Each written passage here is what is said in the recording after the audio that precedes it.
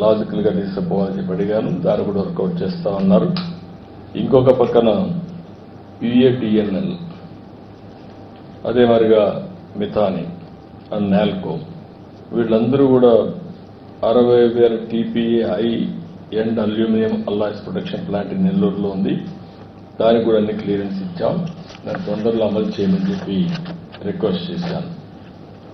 ఇంకొక పక్కన ఇవి కాకుండా ఏదైతే మనకు నాగాయలంక ఇప్పుడు మిసైల్ టెస్ట్ రేంజ్ మొన్నే ఇచ్చారు. అంత మునిపే మిసైల్ టెస్ట్ రేంజ్ ఫెసిలిటీస్ సూర్యలంకలో వచ్చాయి. ఈ రెండు వచ్చిన తర్వాత డోనకొండ ఎయిర్ స్పేస్ తయారు చేయడానికి ఎయిర్ ఫోర్స్ ని IAF అని తీసుకోమని అక్కడ డెవలప్ చేయమని కోరాం. ఒక స్ట్రాటజిక్ లొకేషన్ గా తయారవుతుంది. దీన్ని కూడా ఆయన కోరడం జరిగింది. దానికి కూడా ముందుకు వచ్చే పరిస్థితికి వస్తున్నారు. తొందరగా చేస్తా ఉంటున్నారు. విశాఖపట్నం కూడా మీరు చూస్తే naval equipment and weapons testing facility పెట్టమని, ఏదైతే ఈస్టర్న్ నేవల్ కమాండ్ ఉంది కాబట్టి అక్కడ national advanced of sure base పెట్టుకొని ఇవన్నీ డెవలప్ చేయమన్నాం. దీనికి కూడా ముందుకు వస్తామని చెప్పారు. అంటే మొత్తం ఇంకొక పక్కన ఆంధ్రప్రదేశ్లో ఆర్మీ కంటోన్మెంట్ లేవు. Very interesting. ఉండేవి తెలంగాణకు వచ్చాయి, తమిళనాడుకు వచ్చాయి, కర్ణాటకకు వచ్చాయి. ఆంధ్రప్రదేశ్లో మాత్రం ఎలాంటి మిలిటరీ కంటోన్మెంట్ లేని పరిస్థితి వచ్చింది.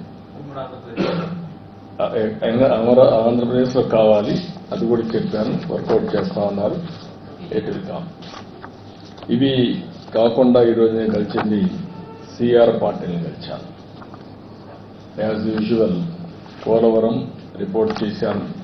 ఫాస్ట్ ట్రాక్ లో పోలవరం ముందుకెళ్తా ఉంది.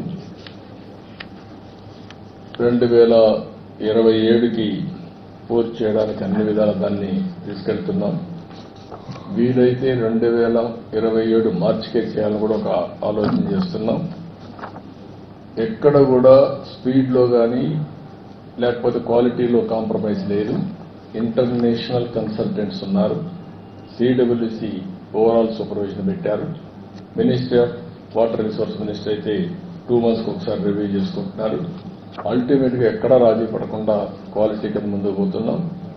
ఎలాంటి రాజీ పడకుండా ఓవర్ ల్యాపింగ్, ఓసారి క్వాలిటీ కాంప్రమైజ్ కాకుండా టైం కావాలంటే తీసుకుని కంటిన్యూగా ప్లానింగ్ చేసి ఎంత తొందరగా అయితే తొందరలో పోలవరం పూర్తి చేసి జాతికి అంకితం చేస్తాం.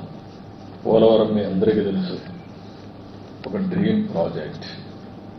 తెలుగు జాతికి ఇది ఒక పెద్ద వరం. అలాంటి ప్రాజెక్ట్ ని డయాఫామ్ వాల్ మొత్తం గోదావరిలో కలిపేసి ఈరోజు మళ్లీ వేరే డయాఫామ్ వాల్ 400 కోట్లతో చేసిన దాన్ని ఈరోజు దగ్గర 980 కోట్లు ఖర్చు పెట్టే పరిస్థితికి వచ్చాం. మోర్ దెన్ డబల్ మళ్ళా ఖర్చు పెట్టి ప్యారలల్ డయాఫామ్ వాల్ కట్టే పరిస్థితికి వచ్చాం. కాస్ట్ కూడా పెరిగింది. అయితే ఓసారి ప్రజాస్వామ్యం హెవీ ప్రైస్ కూడా పే చేస్తుంది. అదే జరిగింది. ఏదైనా కూడా ప్రాజెక్ట్ ని ఏమాత్రం నిర్లక్ష్యం చేయకుండా పూర్తి చేస్తున్నాం. It is going on war footing. తప్పకుండా 2027 పూర్తి చేసి జాతికి అంకితం చేస్తాం. As per the schedule, even ahead of the schedule. Water level కూడా phase 1 పూర్తి అవుతాని. అది మనకు బైఫర్కేషన్ యాక్ట్ లో పెట్టినటువంటి ప్రొవిజన్. అది పూర్తి స్థాయి నీళ్లు పెట్టాలి.